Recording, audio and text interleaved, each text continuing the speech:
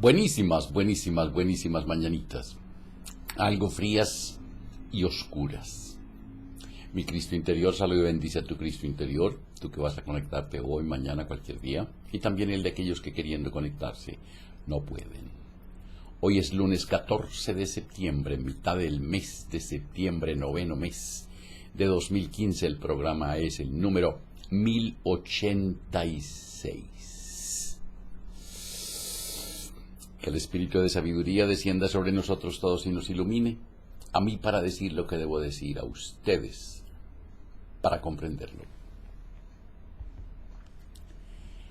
Gracias por sus correos, gracias por lo que en ellos expresan, gracias por sus manifestaciones y buenos deseos de bienestar y salud para conmigo. Gracias, gracias, gracias. Aprenda de su propio fracaso. Sorpresa. Es un tema que nadie trata, yo sí. Aprenda de su propio fracaso. Cada obstáculo, cada fracaso y cada experiencia desagradable lleva la semilla de un beneficio equivalente. No hay mal que por bien no venga. El fracaso, la derrota y la equivocación son los lenguajes que utiliza la naturaleza para comunicarse con los seres humanos y fortalecer su espíritu de humildad para que adquieran inteligencia y sabiduría. Un sabio dijo una vez que sería imposible vivir con una persona que nunca hubiese experimentado la derrota o el fracaso y que el éxito que alcanza una persona depende de la manera como se enfrenta a las dificultades y al fracaso. También descubrió algo muy importante. Los hombres y mujeres que han hecho cosas verdaderamente importantes tenían 50 años y consideraba que el período más productivo de los hombres y las mujeres que trabajan con su intelecto se sitúa entre los 60 y los... no sé, se me olvidó que cuántos son. 70. Abraham Lincoln perdió a su madre cuando era un niño muy pequeño. Eso no le va a servir para nada, dijeron algunos. Pero a raíz de esta pérdida tuvo una madrastra que le impulsó a tener ambiciones, a educarse a sí mismo y a triunfar en la vida. Marshall Field perdió su tienda y con ella todo su dinero en el gran incendio de Chicago. En este lugar, dijo señalando las cenizas con el dedo, construiré la tienda más grande del mundo. La gran tienda de Marshall Field and Company, que ahora se encuentra en las calles State y Randolph en Chicago, confirma lo que vengo diciendo de que cada adversidad reporta un beneficio equivalente. Algunas veces hace falta valor, fe e imaginación para encontrar la semilla de este beneficio y hacer que germine, pero siempre está allí. Tomemos como ejemplo a Michael L. Benedum, quien a los 80 años era el magnate del petróleo y poseía una fortuna de cientos de millones de dólares. Benedum transformaba el fracaso en victoria porque tenía como principio confiar en su juicio cuando se trataba de decisiones cruciales. Esto explica que no cejara hasta encontrar nuevas reservas de petróleo que excedían el total utilizado en la historia. La adversidad golpeó de nuevo cuando fracasó en su intento de encontrar reservas de petróleo en las Filipinas. Benedum se recuperó del golpe y comentó: es parte del juego. No siempre se encuentra petróleo. Si así fuera, no se harían exploraciones de petróleo. La sociedad americana está repleta de ejemplos de personas que alcanzaron fama y fortuna después de superar la adversidad.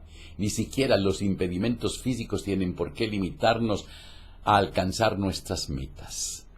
Aprenda del fracaso como lo hizo Richard M. Davis de Morgantown, quien consiguió llegar alto en la industria minera del carbón para acabar perdiendo todo, incluida su casa, durante la Gran Depresión. Sabía que su reputación, que se salvaguardó al evitar declararse en quiebra, era su mayor capital. Se valió de ella para superar la adversidad y pagar todas sus deudas. David se convirtió en el presidente de la compañía Davis Wilson Coal y además de contar con una considerable fortuna, llegó a ser uno de los grandes líderes en la lucha por la paz mundial. Elija el camino del éxito y aprenda a descubrir y utilizar las dificultades y recaídas en su propio beneficio.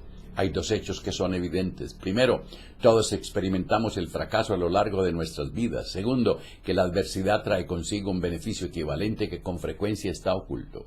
El análisis de estos dos hechos nos lleva a la conclusión de que el propósito del Creador es que a través de la lucha adquiramos fuerza, inteligencia y sabiduría. La adversidad y el fracaso nos hacen desarrollar nuestro intelecto y progresar. Con frecuencia, cuando aún estamos recuperándonos de nuestras heridas, nos cuesta darnos cuenta del beneficio potencial de nuestros fracasos. Pero el tiempo, que lo cura todo, se los revela a quienes realmente lo buscan y tienen fe en encontrarlo. Los beneficios del fracaso. El fracaso a veces resulta beneficioso cuando nos aleja de los objetivos que nos habrían causado la ruina si los hubiéramos conseguido. Muchas veces nos abre las puertas, la oportunidad y nos proporciona un conocimiento directo de la realidad. Pone al descubierto nuestras flaquezas y es una buena cura para los vanidosos. Los británicos sufrieron una grave derrota cuando Lord Cornwallis se rindió a los americanos y liberó las colonias. Pero sin esa libertad, Estados Unidos no habría tenido la fuerza para ayudar a salvar el imperio británico durante la Primera y Segunda Guerras Mundiales. La guerra entre los estados empobreció a los estados del sur durante muchas décadas, pero la ley de compensación está nivelando la balanza. Efectivamente, la industria del norte se está moviendo hacia el sur con tanta rapidez que la gente está recibiendo altos intereses por la inversión de orgullo y posesiones que tuvo que hacer durante la guerra. El ángel de la compensación tiene un brazo muy largo y una buena memoria, además de un sistema de contabilidad infalible. Se deben saldar todas las deudas y reparar los daños. Esto es aplicable a comunidades enteras y a individuos.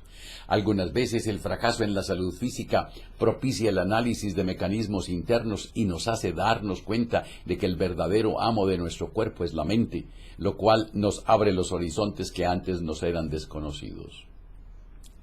Por lo general, el fracaso o sirve de estímulo para hacer mayor esfuerzo o desanima para seguir luchando. La mayoría de la gente renuncia a los primeros indicios de fracaso, incluso antes de que llegue un gran porcentaje se da por vencida, y un gran porcentaje se da por vencida al primer fracaso, por muy insignificante que éste sea. Observe sus reacciones ante el fracaso y sabrá si tiene capacidad de líder. Si puede seguir luchando por un mismo objetivo después de 3 fracasos, considérese un candidato para un puesto de mando en su campo. Si lo sigue intentando, después de una docena de fracasos, lleva la semilla del genio en su interior. Transforme sus fracasos en logros personales con la ayuda de la esperanza y la fe. Parece que la naturaleza pone a prueba a los individuos y los hace enfrentarse a situaciones muy adversas para saber quiénes son capaces de levantarse y seguir luchando. Yo soy testigo de mí mismo, de por lo menos 3 fracasos que me llevaron a tener todo el dinero del mundo. El mundo es generoso y perdona nuestros errores y fracasos momentáneos siempre y cuando los aceptemos con estímulo para seguir luchando, pero no perdona si abandonamos en cuanto aparecen las dificultades. Hay que superar el miedo para alcanzar el objetivo. Claro. El miedo es el mayor obstáculo para alcanzar el éxito. Con demasiada frecuencia, la gente se deja influenciar por el miedo a la hora de tomar decisiones y actuar. Las personas que triunfan no funcionan de esta manera. Sus razonamientos se basan en la creatividad y en la productividad. Como decía el presidente Dwight Eisenhower, la presión nos ofrece un alto grado de seguridad si eso es todo lo que buscamos en la vida. La persona triunfadora es aquella que está dispuesta a correr riesgos cuando su sentido común le indica que es necesario. Todos padecemos miedo, pero ¿qué es el miedo? Es una emoción destinada a ayudarnos a preservar nuestras vidas, ya que nos advierte del peligro. Así pues, el miedo resulta beneficioso cuando nos obliga a ser cuidadosos, a detenernos y a examinar la situación antes de tomar una decisión o de emprender algo nuevo. Pero tenemos que controlar el miedo y no dejar que nos controle a nosotros. Su función es advertirnos del peligro, pero no debemos permitir que influya en nuestro pensamiento lógico cuando tenemos que decidir sobre nuestra manera de actuar. La famosa frase de Franklin Roosevelt: no hay que tener miedo a nada salvo al miedo en sí. No hay que tener miedo a nada excepto al miedo. ¿Cómo puede superar sus temores? Enfrentándose a ellos y diciendo: no tengo miedo. Después hágase esta pregunta: ¿a qué? Con esa pregunta ha empezado a analizar la situación que atraviesa. Está en el camino de la razón que le ayudará a superar el obstáculo emocional del miedo. El siguiente paso es analizar el problema desde todos los ángulos. ¿Cuáles son los riesgos? ¿Vale la pena arriesgarse por lo que vamos a obtener a cambio? ¿Cuáles son las otras vías de solución? ¿Con qué dificultades nos encontraremos? ¿Disponemos de toda la información y estadísticas que necesitamos? Hemos información y estadísticas. Ahora sí. ¿Cómo han actuado otras personas en una situación similar y qué resultados? Aquí tiene tilde. ¿Y qué resultados han obtenido? En cuanto haya concluido su análisis, actúe inmediatamente. La dilación solo genera más inseguridades y muchos más miedos. Un reconocido psicólogo dijo una vez que alguien que se encuentra solo por la noche e imagina que oye ruidos puede tranquilizarse fácilmente. Todo lo que tiene que hacer es poner un pie en el suelo. Y teniendo dos, ponga uno. Claro. Al hacer esto, ha dado el primer paso para vencer su miedo. La persona que busca el éxito debe hacer el mismo esfuerzo por controlar su temor y dar el primer paso hacia la consecución de su objetivo. La autodisciplina del éxito. Autodisciplina. Benjamin Disraeli, uno de los primeros ministros más importantes de Inglaterra, llegó tan alto que por haber luchado por un objetivo determinado con una enorme fuerza de voluntad. Empezó su carrera como escritor, pero no se destacó en ese campo.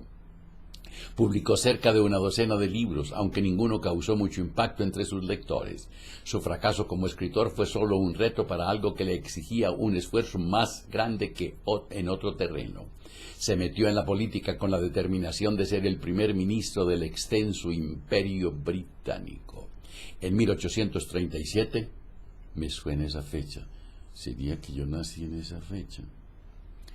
Fue elegido miembro del Parlamento por Maidstone, pero su primer discurso resultó un rotundo fracaso. Una vez más aceptó su fracaso como un reto para seguir adelante. Continuó luchando con determinación hasta convertirse en el líder del Parlamento en 1858 y más tarde llegó a ser ministro de Hacienda. En 1868 cumplió su objetivo inicial y fue nombrado primer ministro.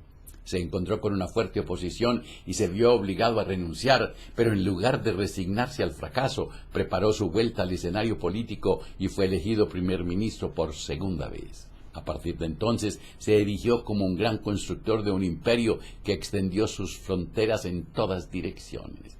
En los momentos más difíciles, Disraeli recurrió a su fuerza de voluntad, le ayudó a superar los fracasos temporales y alcanzar la victoria final. Resumió su trayectoria en una frase: el secreto del éxito es la constancia, la perseverancia.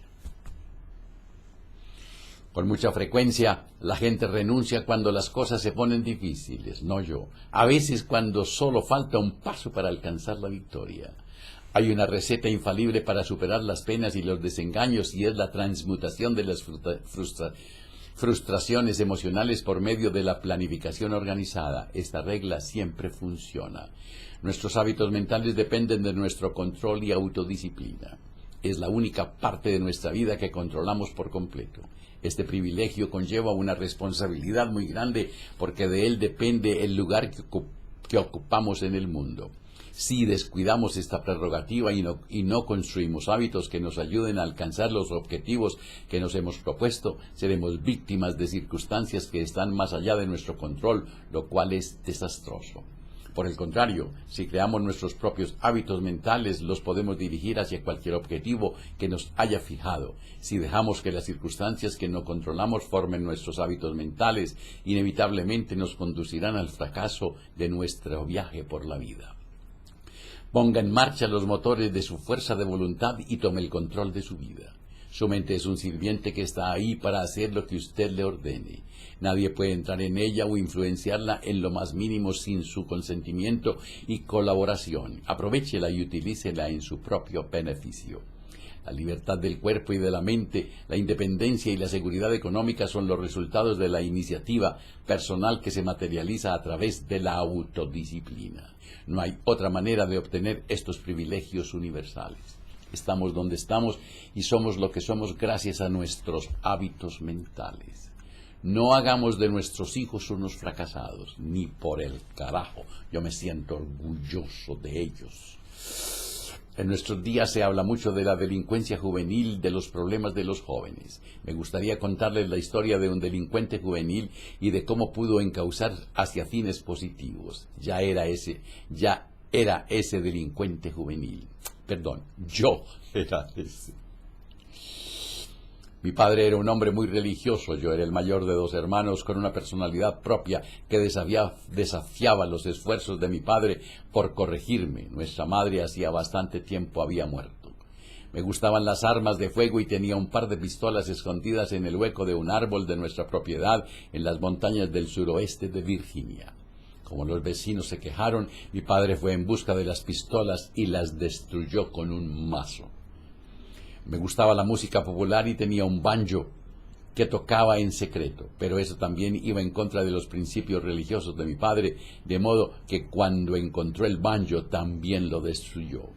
Otra cosa que teníamos prohibido era bailar, pero de tanto en tanto, cuando mi padre se había acostado, tomaba el caballo prestado y me iba a los bailes del pueblo. Para llevarme por el buen camino, mi padre me encerraba en la pesebrera. Pero esas visitas a la casa de los horrores no hacían más que reforzar mi decisión de violar las reglas siempre que pudiese. Estaba en vías de convertirme en un rebelde en contra de todas las normas impuestas por la sociedad. Afortunadamente, me salvó la decisión de mi padre de casarse otra vez. La mujer que trajo a la casa de la montaña era generosa y comprensiva. Me compró un banjo nuevo e incluso me enseñó a tocarlo mejor. Pidió por correo 2 pequeñas pistolas de tiro al blanco, una para ella y otra para mí. Pasamos muchas horas felices practicando nuestra puntería, no con gallinas ni vacas, sino con blancos dibujados en cartón.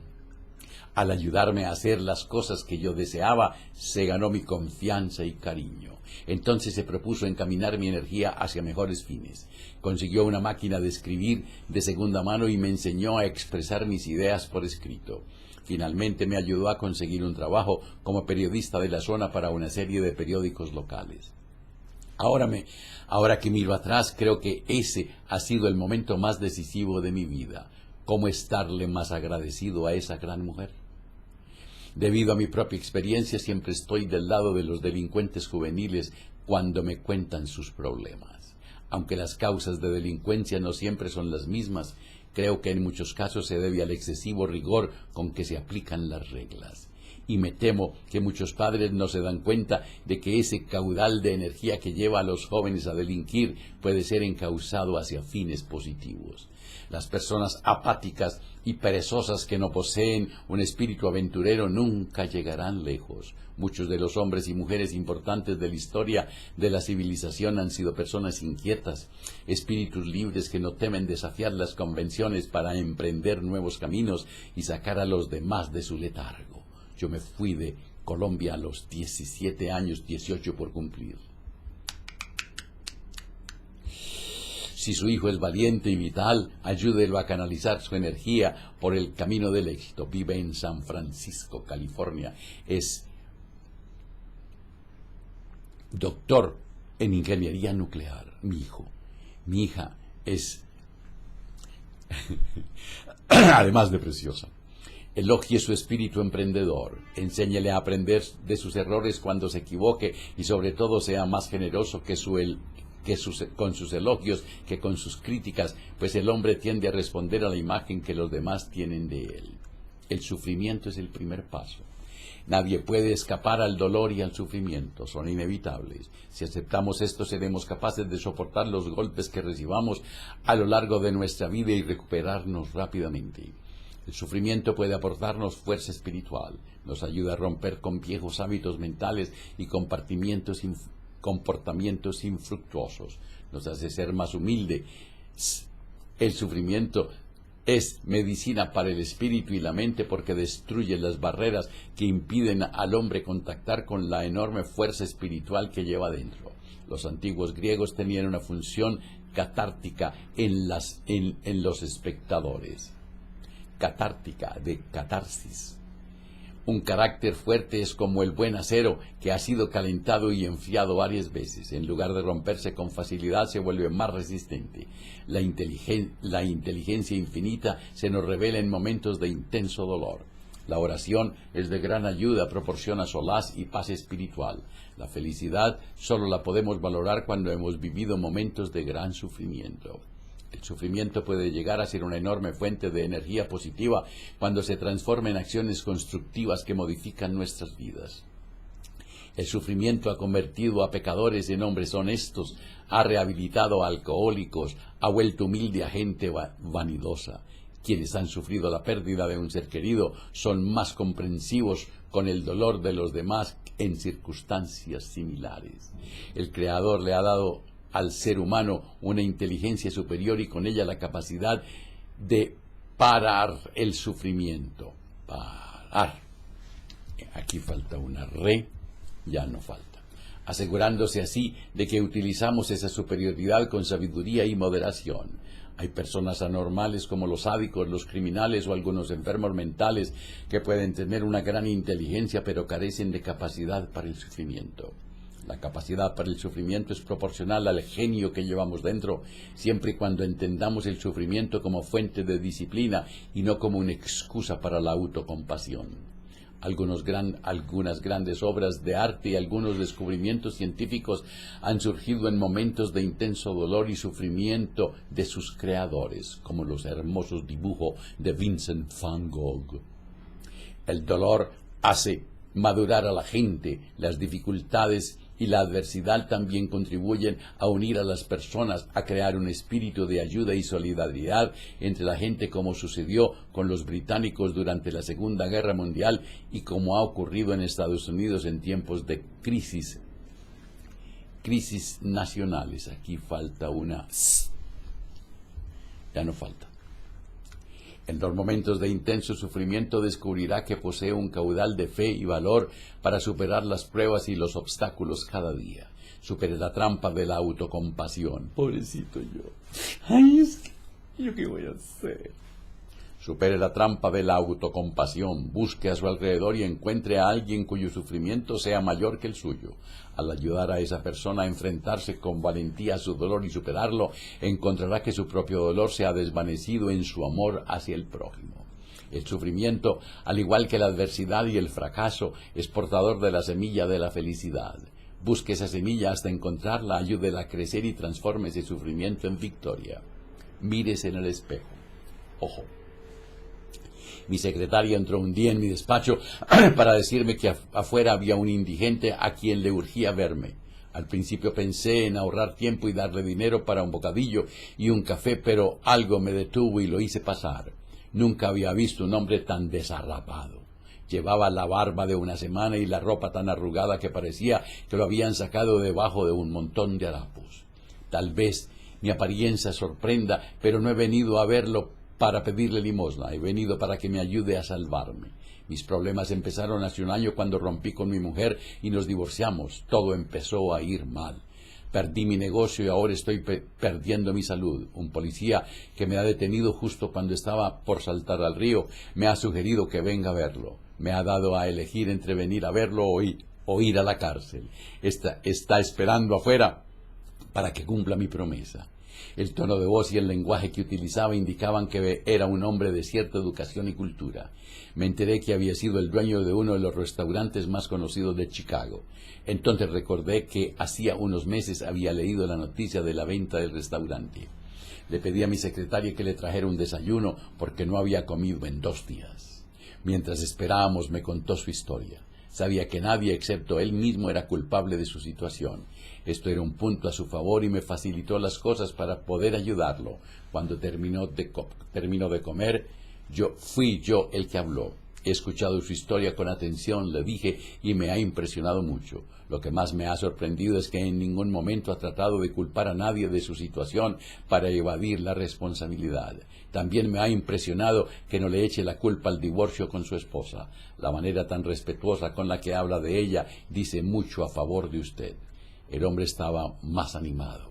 Había llegado el momento de poner en práctica mi plan de acción, confiando en que tuviera el efecto deseado. Usted ha venido a buscar ayuda, pero siento decirle que después de escuchar su historia, yo no puedo hacer nada por ayudarlo. Sin embargo, conozco un hombre que sí puede hacerlo. Casualmente en este momento está en este edificio. Si me lo permite, se lo presentaré. Lo cogí del brazo, lo llevé al anexo privado de mi despacho y le dije que se parara frente a una cortina. Cuando la abrí, se vio reflejado en un espejo.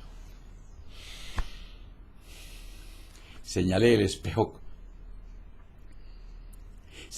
espejo con el dedo y le dije, ahí está el hombre que puede ayudarlo. Es el único que puede hacerlo. Cuando lo conozca mejor y aprenda a confiar en él, encontrará la solución a sus desgracias. ¡Wow! Se acercó al espejo y se miró detenidamente mientras se frotaba la cara con las manos. Luego se dio vuelta y me dijo, comprendo lo que me quiere decir y gracias por no haberse compadecido de mí. Al decir esto se despidió con una inclinación de cabeza y no volví a verle ni oír de él hasta 2 años después, cuando un día entró en mi despacho.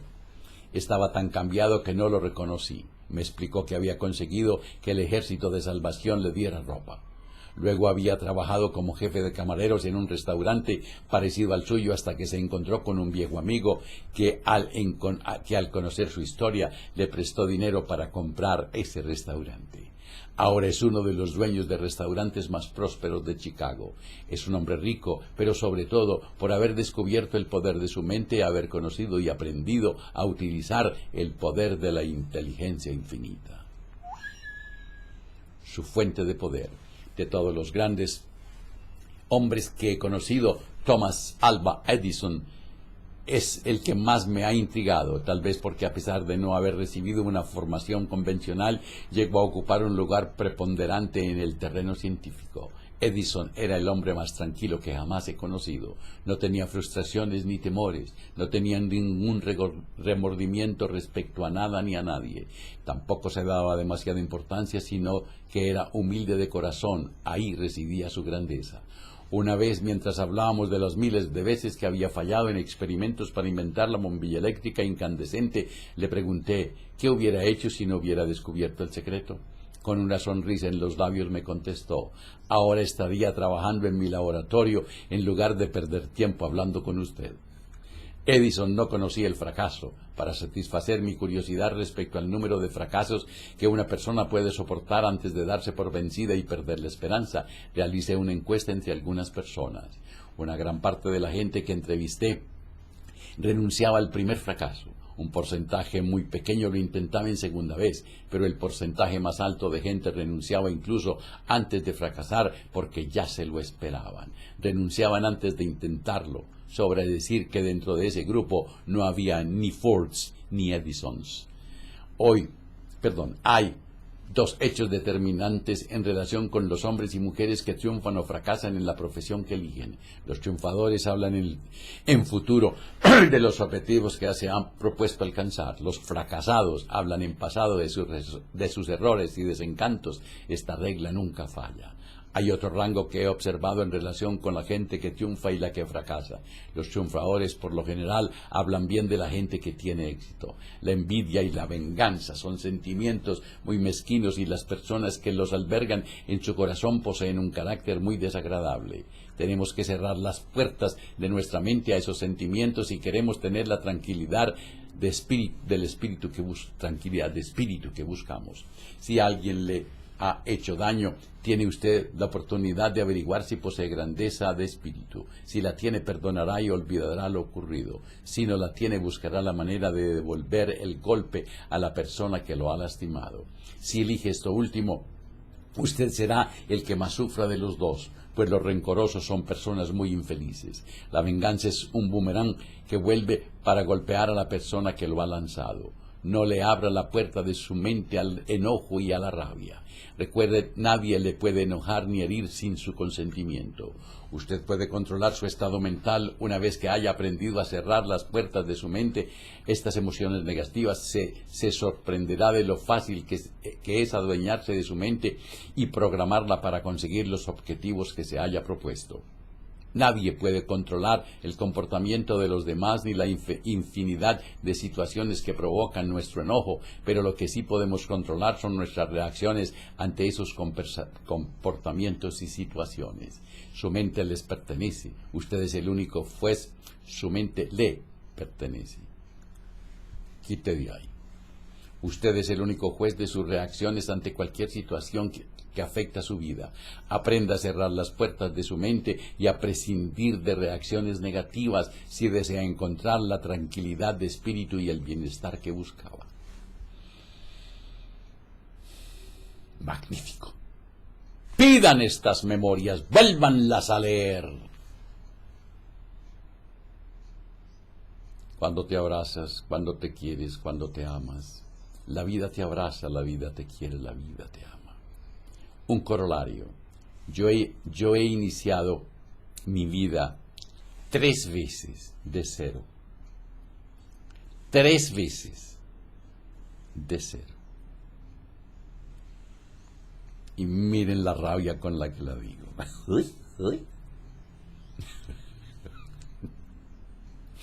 Me acepto y me apruebo como soy, me amo. Me acepto y me apruebo como soy, me amo. Yo soy en cada día más dulce. Mañana hablaremos de el maestro interior. Que la prosperidad, la armonía, la salud, la sabiduría y el amor sean con ustedes y sus familias, conmigo y mi familia.